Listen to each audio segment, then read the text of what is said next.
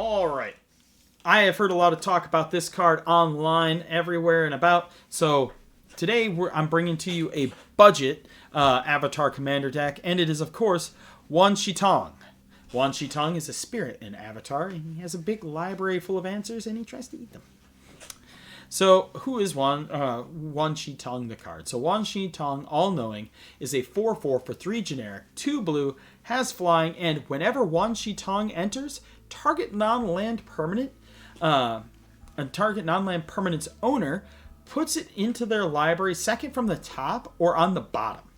And whenever one or more cards are put into a library from anywhere, create 2/1/1 colorless spirit creature tokens with this token can't block or be blocked by non-spirit creatures. So it has spirit shadow is the best way I can put it.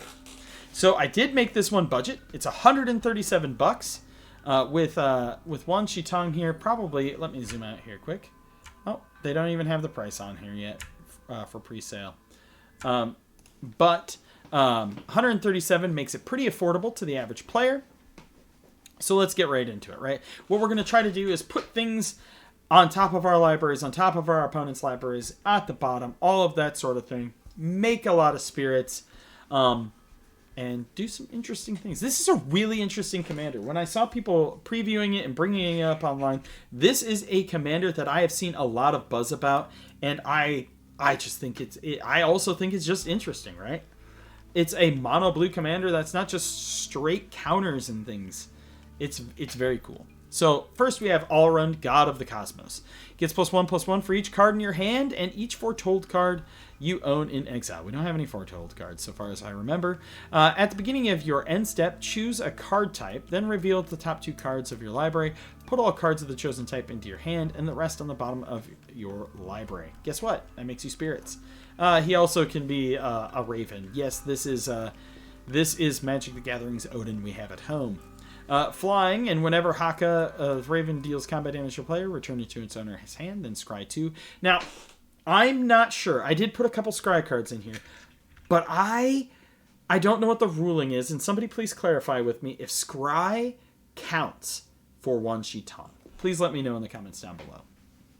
We have Battleground Geist. Flying and other spirits you control get +1/+0. Crumb Companion. Look at this little robot corgi. Whenever this creature becomes tapped, you gain 1 life. But more importantly, you're going to tap 2 and tap him. Put target card from a graveyard on the bottom of its owner's library. Not only does this give you a spirit, but you can also screw with your opponents if they're a Graveyard Matters deck. We also have Cryptid Annelid here from Time Spiral. And when it enters, you scry 1, then scry 2, then scry 3. Like I said, I wasn't sure. It seems like it would work. So I put it in here. If it doesn't work, my bad. I'm the big dumb. Curiosity Crafter. Flying, and you have no maximum hand size. And whenever a creature token you control deals combat damage to a player, draw a card. So if you get a bunch of spirits, you're going to draw a lot of cards. Glaring Flesh Raker. Everybody hates this card. It's hilarious because you're going to put colorless spirits into play, and when they do, you're going to poke each opponent for 1. God Eternal Kefnet. You may reveal the first card you draw each turn as you draw it, and when you reveal an instant or sorcery, you can copy that card, and you may cast that copy, and the copy costs 2 less to cast. But also when he dies, he goes 3rd from the top, giving you a spirit. We have Gomazoa. Flying in Defender, but more importantly, you can tap and put Gomazoa and each creature it's blocking on top of their owner's libraries. Those players shuffle their libraries, so it'll do some silly things. Then we have Hermes, Overseer of Elpis from Final Fantasy, which is whenever you cast a non-creature spell, create a 1/1 blue bird. And whenever you attack with 1 or more birds, scry 2. Again, I'm pretty sure scry works, but we'll see. Hoverstone Pilgrim, flying in Ward 2, but more importantly, tap 2, put target target card from a graveyard onto the bottom of its owner's library.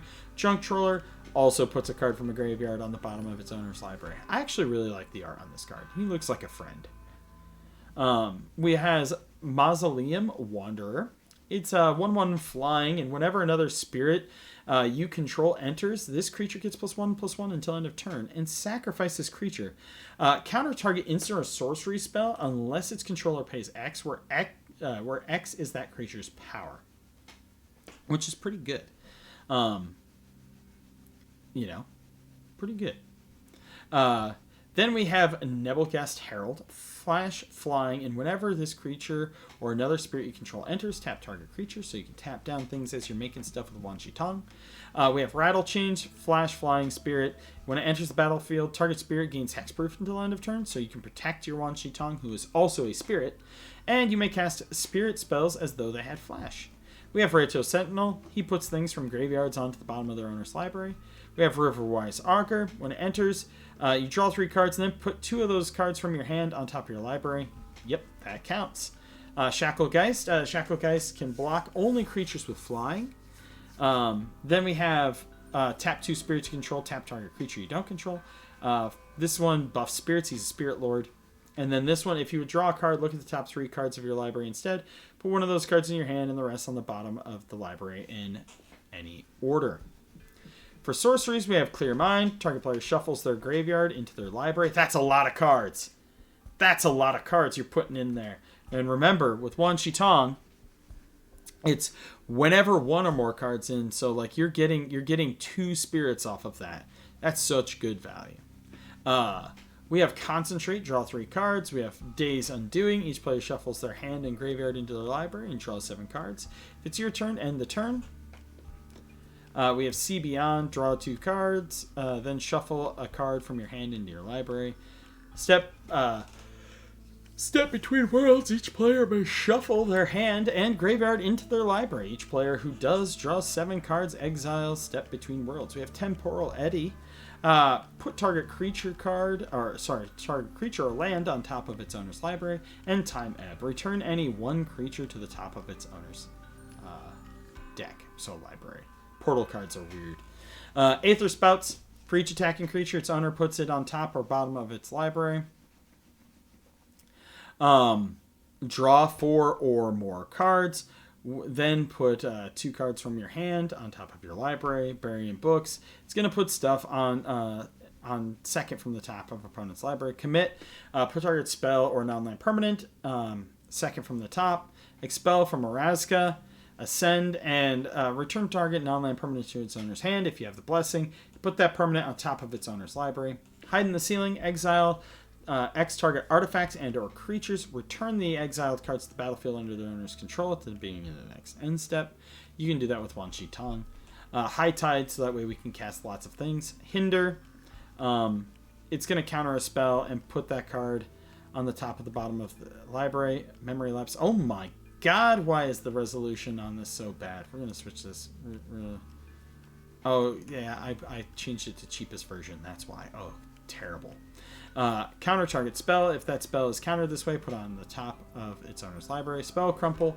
Counter spell. If it's countered this way, put it on the bottom of its owner's library instead of the graveyard. And then you put Spell Crumple on the bottom. Synchronized Eviction. Put target non-land permanent on top of, on second from the top of its owner's library.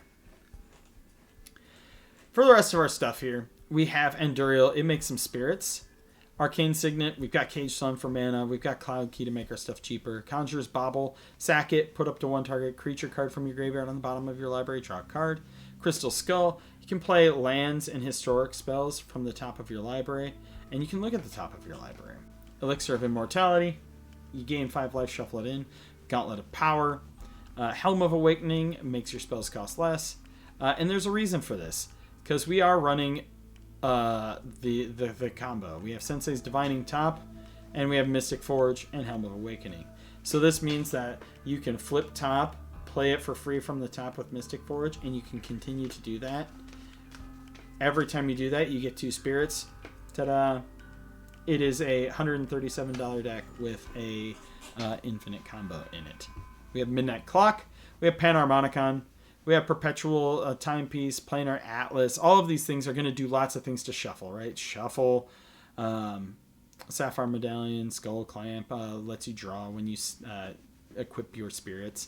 Soul Ring, Teferi's Puzzle Box. At the beginning of each player's draw step, the player puts the cards from his or her hand on the bottom of his or her library in any order, then draws that many cards. And Thran Foundry. Remove it from the game. Target player shuffles his or her graveyard into his or her library. Hey, it's also a good anti-mill strat. Or if somebody tries to remove your graveyard. Enchantments. Instant sorceries cost 1 less. It does some other stuff, like if you've cast 4 or more instants and sorceries this turn, you solved it, and whenever you cast an instant or sorcery spell, draw a card. Quest for the Ancient Secrets. When it's put into the graveyard from anywhere, you can put whenever a card is put anywhere, you put it on there. And sorry, it's late. I'm sorry, friends. It's late and I'm not wearing my glasses. Remove 5 quest counters from Quest of the Ancient Secrets and sacrifice it. Target player shuffles his or her graveyard into his or her library. We have Search for Ascanta. We have Watery Grasp, which is a waterbending card. Enchanted creature doesn't untap, and then you can pay 5. Enchanted creature's owner shuffles it into their library. And Wizard class. For lands, pretty simple. We have Tresidor Clock Tower. We have some fetch lands. And we have 31 islands. But yeah, that is Wan Shi Tong. Very interesting commander. Let me know what you think of Wan Shi Tong. I think it's going to be pretty fun and pretty interesting. I like when unique commanders like this get made, so that way it keeps me from just making more mono green landfall decks like the basic Timmy out there. But as always, I'm Weston with the Hidden Gibbon, and I hope you all have a wonderful night. And now I'm going to go to bed.